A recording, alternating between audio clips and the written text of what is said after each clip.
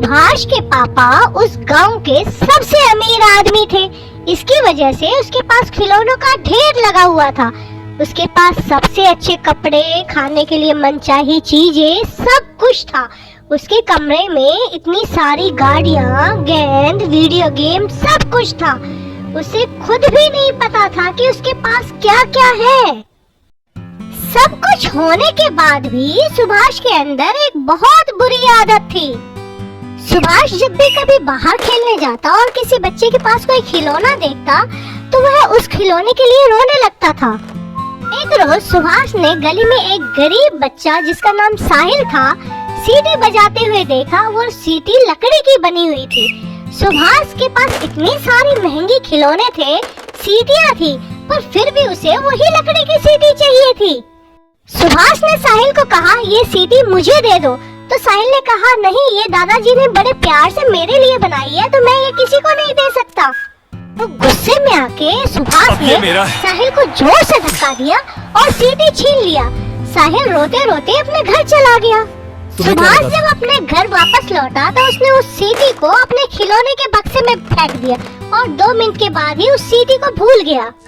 अगले दिन उसने देखा कि उसके पड़ोस में रहने वाली मीना एक सुंदर सी गुड़िया के साथ खेल रही है।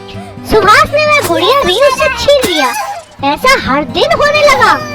सुभाष दूसरे बच्चों से उनकी छोटी छोटी चीजें जैसे कंचे, रबड़ बैंड या उनकी छोटी सी मामूली कोई खिलौना होता था, सब छीन लेता था, भले ही उसके पास वैसी चीजें पहले से ही हो।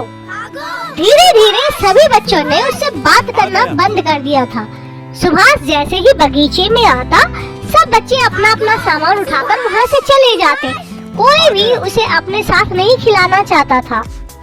एक दिन सुभाष का जन्मदिन था। उसके पिता ने एक बहुत बड़ी पार्टी रखी।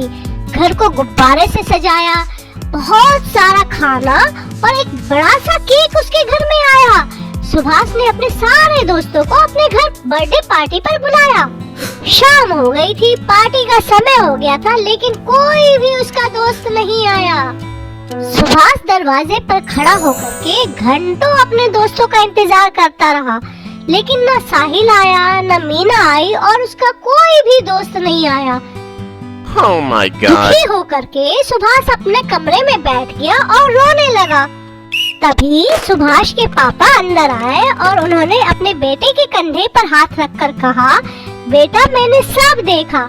आज कोई भी इसलिए नहीं आया क्योंकि तुमने कभी किसी को खुशी नहीं दी, सिर्फ उनसे उनकी चीजें छीनी है। सुभाष को अब अपनी गलती का एहसास हो रहा था। उसे समझ में आया कि खिलौनों से ज्यादा जरूरी दोस्त होते हैं। अगले दिन सुभाष एक थैला भरकर खिलौना लेकर के बगीचे में पहुंचा। उसने सबसे पहले साहिल की वो लकड़ी की सीटी वापस करी, फिर उसने मीना की वो गुड़िया भी लौटा दी और सबसे माफी मांग ली। उस दिन पहली बार सुभाष को असली खुशी महसूस हुई। उसने सीखा कि असली खुशी चीजों को छीनने या इकट्ठा करने में नहीं, बल्कि दोस्तों के साथ बांटने में है। असली खुशी देने में है, लेने में नहीं।